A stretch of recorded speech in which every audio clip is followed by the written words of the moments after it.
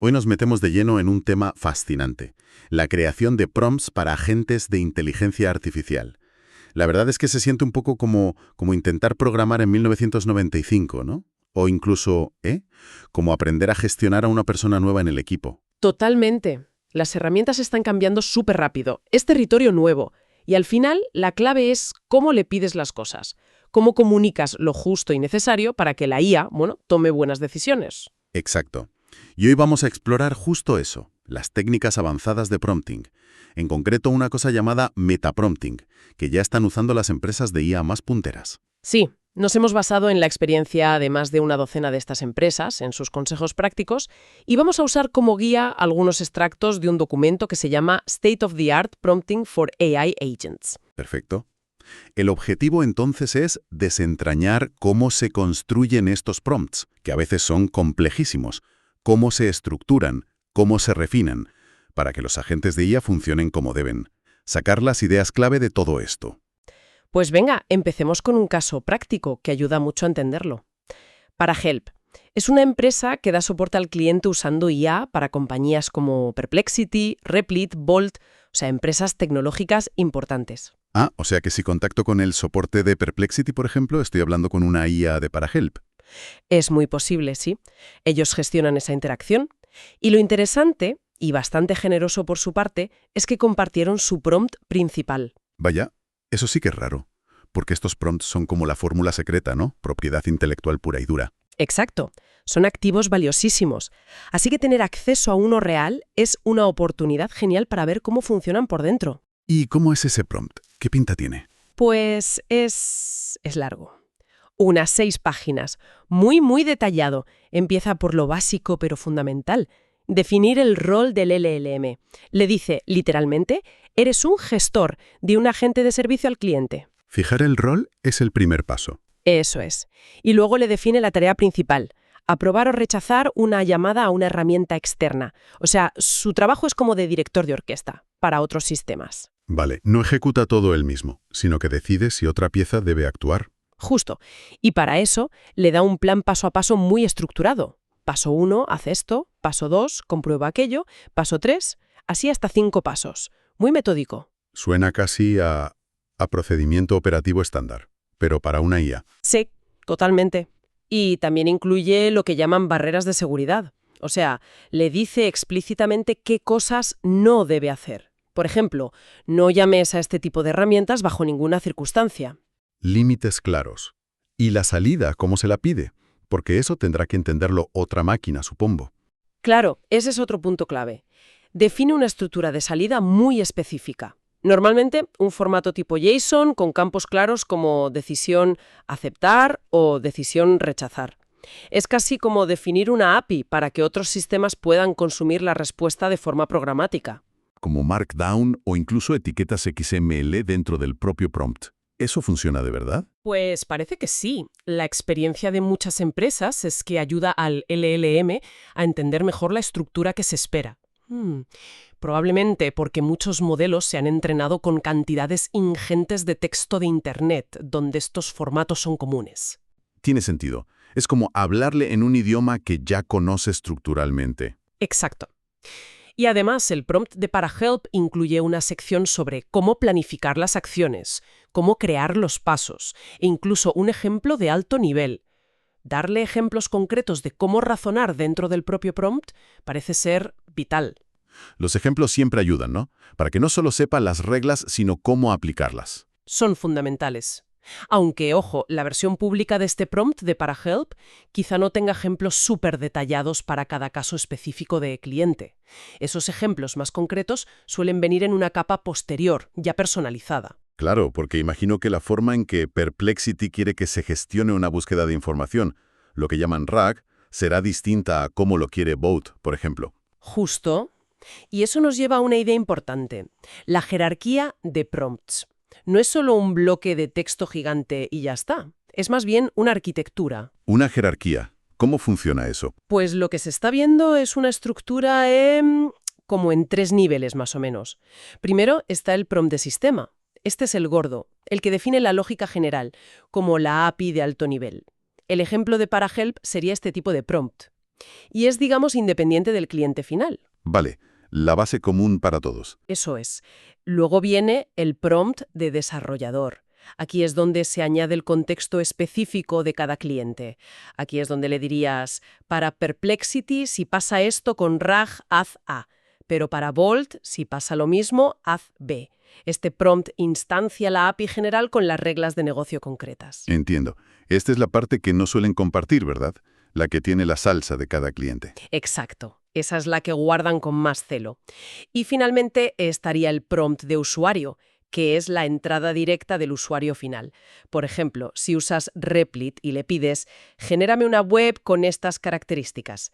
Esa frase tuya es el prompt de usuario. Vale, aunque para Help, como decías que es para empresas, no tendría este último nivel directamente, ¿no? Correcto. Su producto es B2B, no interactúa directamente con el usuario final que hace la pregunta original. Pero aquí me surge una duda. Si cada cliente necesita tanta adaptación en ese prompt de desarrollador, ¿cómo hacen estas empresas para escalar? ¿No acaban siendo consultoras a medida para cada cliente? Uf, has dado en el clavo. Ese es el gran dilema. El equilibrio entre ofrecer un producto generalista y flexible, pero sin caer en la consultoría pura que no escala. Es un desafío enorme. ¿Y cómo lo gestionan? ¿Hay alguna técnica para eso? Pues mira, gestionar qué partes del prompt son generales y cuáles son específicas es un área de exploración total ahora mismo. Y aquí es donde entra una de las técnicas más interesantes que mencionábamos al principio, el metaprompting. Metaprompting. El nombre ya impone. ¿Qué es exactamente? ¿Suena a prompts sobre prompts? Pues es básicamente eso. Es una técnica donde usas un LLM para que genere o mejore otros prompts.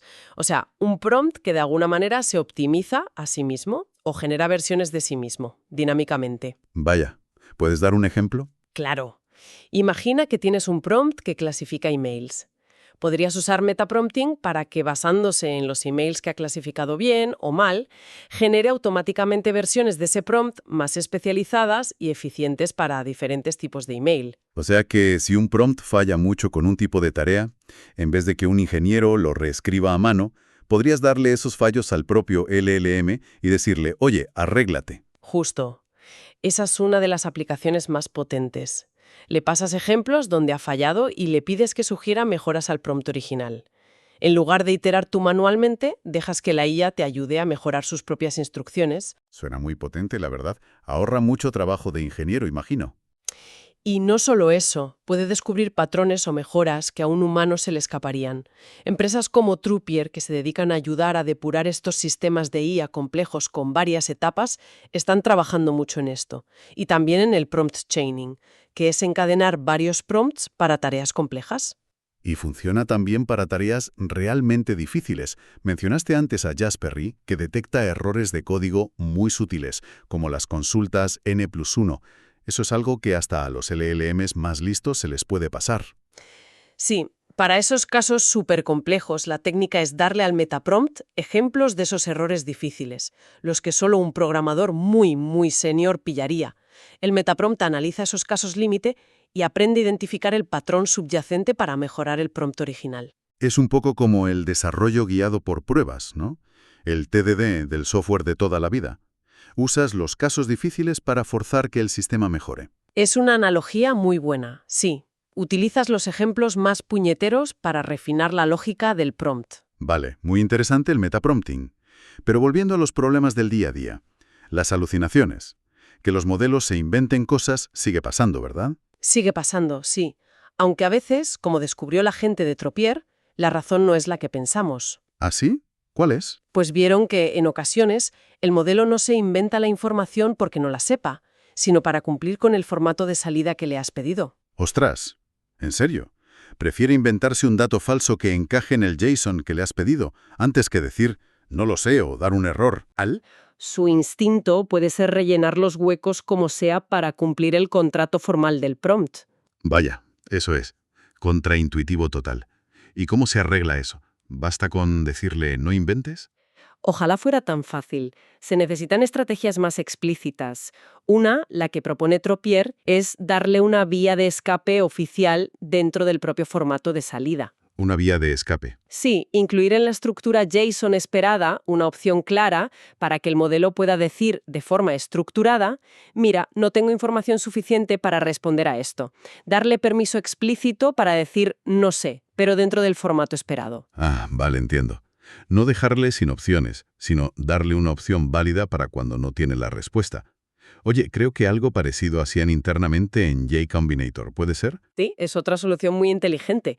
Consiste en incluir en el formato de respuesta esperado un campo específico como una especie de bandera de escape. Ahí el LLM puede indicar si la información que recibió de entrada era confusa, incompleta o si simplemente no puede cumplir la tarea con lo que tiene. Y lo bueno de eso es que esa bandera se puede usar para mejorar, ¿no? Exacto. Lo genial es que cada vez que el LLM levanta esa bandera, eso se convierte automáticamente en un ítem en la lista de tareas del ingeniero que desarrolla la gente. Le dice, oye, revisa este caso porque el prompt o los datos de entrada no están funcionando bien aquí. Es un ciclo de mejora continua. Muy práctico. Oye, ¿y para alguien que quiera empezar con metaprompting sin montar un sistema súper complejo, hay algún truco más sencillo? Sí, hay uno que funciona sorprendentemente bien y es muy fácil de probar. Consiste en pedirle a un LLM potente, como GPT-4o o Claude 3.5 Sonnet, que actúe como un ingeniero experto en prompts. ¿Cómo? Le das un rol. Sí, le dices, eres un ingeniero de IA experto en crear prompts excelentes. Por favor, critica este prompt que te voy a dar y sugiere mejoras concretas. Le pasas tu prompt actual y esperas su análisis. ¿Y funciona? Sorprendentemente bien. A menudo las críticas son muy acertadas y las sugerencias de mejora son súper útiles. Es como tener un consultor de prompts gratuito. Habrá que probarlo. Oye, una cosa que me preocupa de usar estos modelos tan potentes, los GPT-4 o Claude 3.5, es el coste y la latencia. Para cosas como agentes de voz que necesitan responder al instante, usar un modelo gigante para cada respuesta debe ser inviable, ¿no? Totalmente. Es una consideración clave. Nadie quiere esperar 5 segundos a que la agente de voz le responda. La práctica habitual que se está imponiendo es usar los modelos grandes y potentes. Sí, pero para la fase de metaprompting. Ah, para crear el prompt, no para ejecutarlo siempre. Exacto.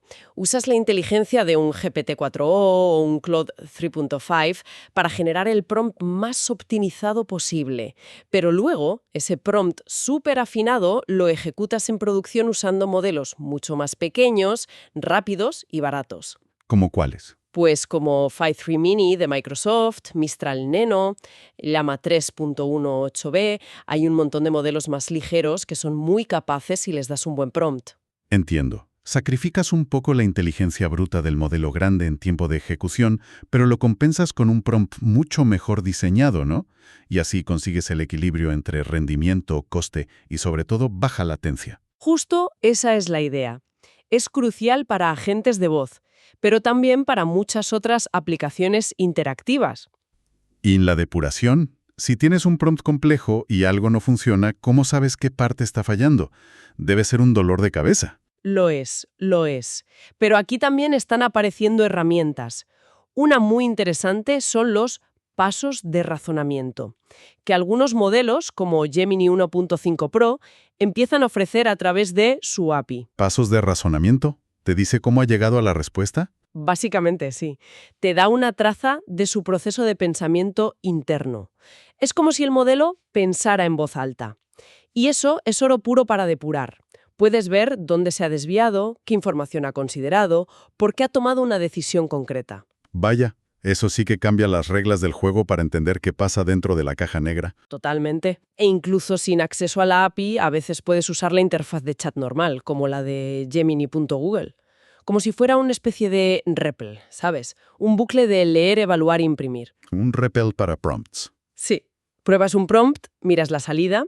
Si tienes suerte y el modelo te da alguna pista de su razonamiento en la propia respuesta, ajustas el prompt ahí mismo y vuelves a probar. Es una forma rápida de iterar. Eric Bacon, que lleva el área de datos en YC, ha impulsado mucho este enfoque pragmático. Vale. Hemos hablado un montón de prompts, metaprompting, depuración, pero parece que hay algo que las empresas consideran aún más valioso, ¿no? Los famosos evals. Sin duda. Los conjuntos de evaluación, los evals. Empresas como ParaHelp, de la que hablábamos al principio, dicen que sus evals son las verdaderas joyas de la corona, más importantes incluso que los propios prompts. Más que el prompt, ¿por qué? Si parecen solo casos de prueba, ¿no? Son mucho más que simples casos de prueba. Piensa en esto. Sin un buen conjunto de evals, ¿cómo sabes si un cambio que haces en el prompt lo mejora o lo empeora? ¿Y en qué casos específicos mejora o empeora? Claro, necesitas una forma objetiva de medir el rendimiento. Exacto. Los evals no solo te dicen si la respuesta es correcta o incorrecta, codifican el porqué. Contienen el razonamiento deseado, los criterios de éxito para un montón de escenarios diferentes, incluyendo los casos borde, los difíciles. Son la vara de medir que te permite entender por qué el prompt es como es y cómo mejorarlo de forma sistemática y segura. ¿Entendido?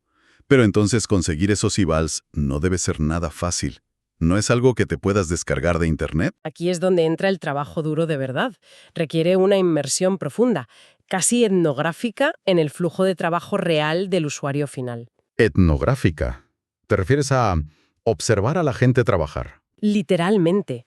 Significa, por ejemplo, sentarte al lado del gerente regional de una empresa de maquinaria agrícola en Nebraska y entender al detalle cómo decide si aprueba o no la garantía de un tractor, qué informes mira, qué criterios aplica, qué excepciones considera en su cabeza, con quién habla. Vaya, eso es trabajo de campo puro y duro. Totalmente. Y luego tienes que traducir todas esas interacciones humanas, esos matices, esos criterios implícitos, en casos de evaluación específicos, medibles y codificados que la IA pueda entender y que sirvan para entrenarla o validarla. Entonces, esta comprensión tan profunda del problema real del usuario, plasmada en los evals, es la verdadera ventaja competitiva.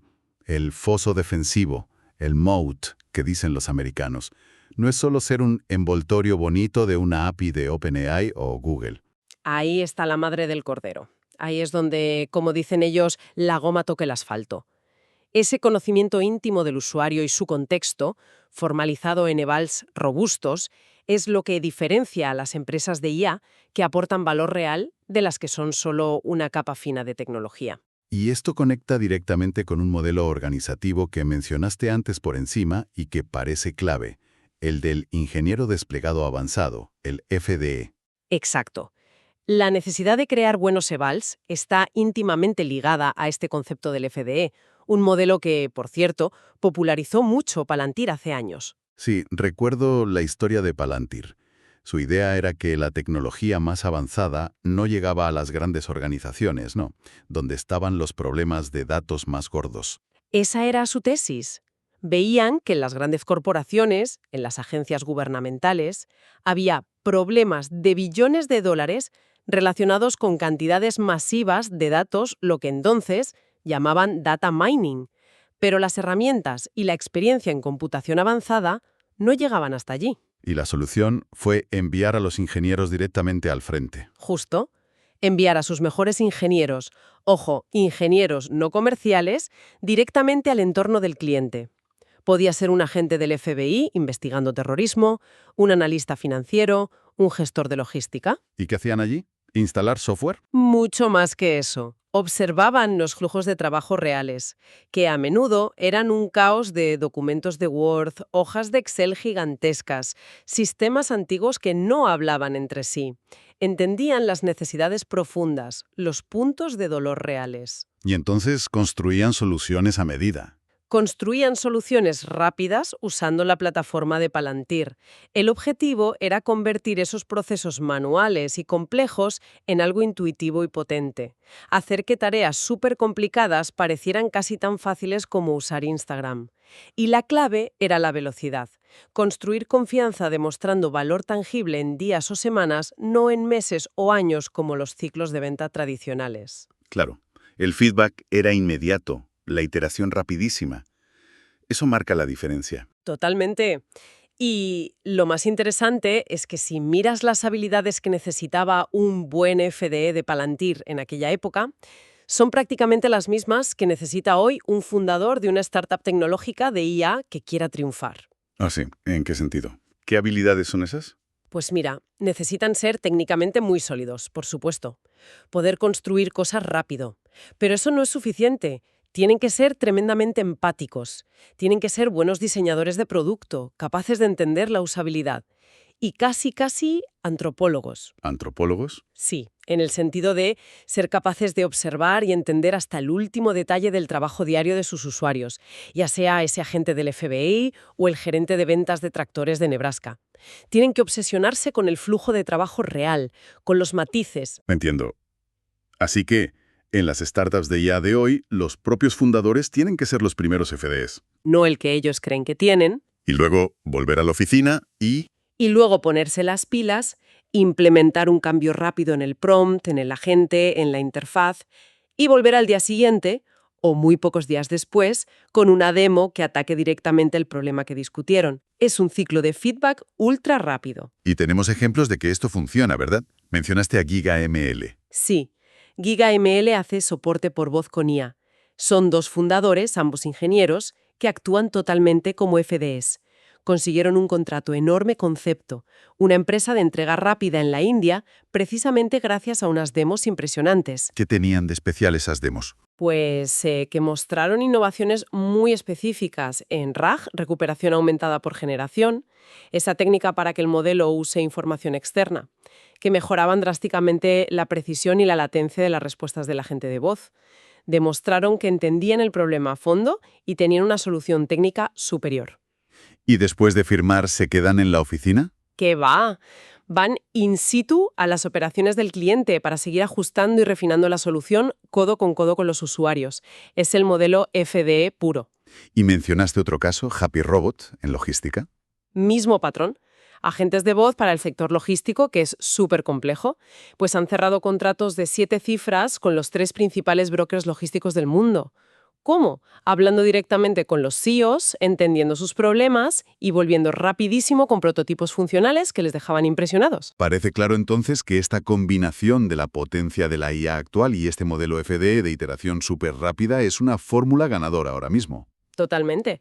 Permite a las startups moverse tan rápido y personalizar tanto la solución que pueden ganar a empresas mucho más grandes y establecidas, incluso si la tecnología base, el LLM que usan por debajo, no es radicalmente diferente. Ese último 5-10% de ajuste fino, basado en esa comprensión profunda que consigue el FDE en la primera reunión, es lo que marca la diferencia en la demo inicial y te abre la puerta. Exacto.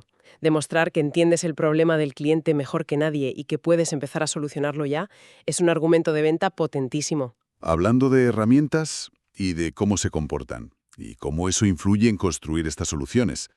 Se comenta mucho que los diferentes LLMs tienen como personalidades distintas, ¿no?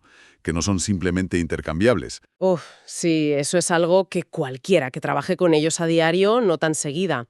Cada modelo tiene su estilo, su forma de razonar, su carácter, por así decirlo, y tienes que elegir el adecuado para cada tarea. Por ejemplo, ¿qué diferencias se suelen ver? Pues, a ver, a menudo se dice que modelos como Claude tienden a ser más, ¿cómo decirlo?, agradables, más conversacionales, quizá más humanos en su forma de expresarse. A veces también se perciben como más manejables o predecibles. ¿Y otros como Llama o los de la familia GPT? Modelos como Llama 3 a veces se sienten un poco más crudos, más directos, como si hablaras con un desarrollador, ¿sabes? Pueden necesitar un prompt más directivo, más explícito, quizá porque tienen menos capas de afinamiento con RLHF, ese aprendizaje por refuerzo con retroalimentación humana que les educa. Pero si sabes guiarlos bien, son potentísimos. ¿Y GPT-4o? GPT-4 es una bestia en capacidad, pero a veces se le describe como quizá menos flexible en ciertos razonamientos o más propenso a seguir las instrucciones al pie de la letra, a veces de forma un poco rígida. De hecho, creo que en J Combinator hicieron un experimento interno que ilustra esto muy bien, ¿verdad? Usando LLMs para evaluar inversores según una lista de criterios, una rúbrica. Sí, exacto. Fue un experimento comparativo muy revelador. Le dimos la misma rúbrica, bastante detallada, para evaluar perfiles de inversores potenciales a 2 modelos, GPT-4o y Gemini 1.5 Pro. La misma tarea, la misma rúbrica a los dos. La misma. Y los resultados fueron, bueno, muy diferentes. Ilustraron perfectamente estas personalidades de las que hablamos. ¿Qué hizo GPT-4o? GPT-4 fue súper literal. Se adhirió a la rúbrica de forma estricta, casi militar, como un soldado siguiendo órdenes. Criterio A, check. Criterio B, check. Criterio C, check. Si algo se desviaba mínimamente de la rúbrica, lo penalizaba, sin pararse a pensar mucho en el contexto o los matices. Vale, el cumplidor estricto. ¿Y Gemini 1.5 Pro? Gemini mostró, más flexibilidad, más juicio. Aplicó la rúbrica, por supuesto, pero también fue capaz de razonar sobre las excepciones, sobre los grises. Ponderó factores que quizá no estaban explícitamente detallados en la rúbrica, pero que eran claramente relevantes para la evaluación global. Actuó más como un empleado con autonomía, ¿no? Que entiende el espíritu de la regla, no solo la letra. Exactamente esa es la sensación. Como alguien que piensa, vale, la regla dice esto, pero en este caso concreto hay que considerar también esto otro. La implicación de esto es enorme, ¿no? Significa que no puedes simplemente cambiar un modelo por otro en tu aplicación y esperar obtener el mismo resultado o comportamiento. Para nada. Tienes que entender muy bien estas diferencias. Para algunas tareas, quizá quieras precisamente la rigidez y consistencia del soldado. Para otras, necesitarás el juicio y la flexibilidad del empleado autónomo. Claro. Volviendo al ejemplo de los inversores. Algunos serán fáciles de puntuar, un 10 sobre 10, claro, pero otros tendrán matices. Tiene buen historial, pero tarda mucho en responder. Parece nervioso. ¿Cómo puntúas eso? ¿Un 8-9? ¿Un 9-1? Exacto. Ahí es donde el juicio entra en juego. Los LLMs pueden ayudar a sistematizar ese análisis complejo, pero tienes que ser consciente de la personalidad del modelo que estás usando y cómo puede influir en el resultado final. Y tienes que saber interpretar su salida en función de eso. Fascinante, la verdad. Bueno, haciendo un poco de recapitulación de todo lo que hemos hablado, parece que el arte de crear prompts avanzados es una disciplina súper compleja. Mezcla de habilidad técnica profunda, casi de programación, con una comprensión del usuario casi antropológica, como la que encarna ese modelo del FDE. Totalmente. Hemos visto la importancia creciente del metaprompting para la automejora de los prompts, las técnicas de depuración que empiezan a surgir, como mirar los pasos de razonamiento del modelo. El valor absolutamente crítico de los evals, que son como la destilación del conocimiento del dominio del problema. Y esta necesidad fundamental de entender que los LLMs no son todos iguales, que tienen estas personalidades o estilos de razonamiento distintos que hay que saber gestionar. Y todo esto nos deja con una pregunta final, quizá un poco provocadora. Si los propios LLMs, aplicando reglas idénticas como en el experimento de la rúbrica, muestran estilos de razonamiento tan diferentes, tanta variabilidad en su flexibilidad o rigidez. La pregunta es buena. ¿Qué nos dice eso sobre el desafío de construir sistemas de IA que sean verdaderamente fiables, consistentes, predecibles, libres de sesgos? Sobre todo cuando el juicio humano, al que intentan imitar o asistir, también opera constantemente con matices, excepciones y subjetividad. Claro, ¿cómo podemos gestionar esa variabilidad inherente, tanto la de la máquina como la nuestra, para construir un futuro con IA que sea robusto y equitativo? Pues esa es, yo creo, una de las grandes preguntas abiertas. ¿Cómo manejar esa variabilidad? ¿Cómo asegurar la consistencia donde se necesita, pero permitir la flexibilidad donde es apropiada? Tiene mucha miga y va a requerir mucho trabajo técnico, pero también conceptual y ético. Sin duda, una cuestión fundamental sobre la que todos tendremos que seguir pensando y trabajando. AlphaTech. Llevamos tu negocio al futuro.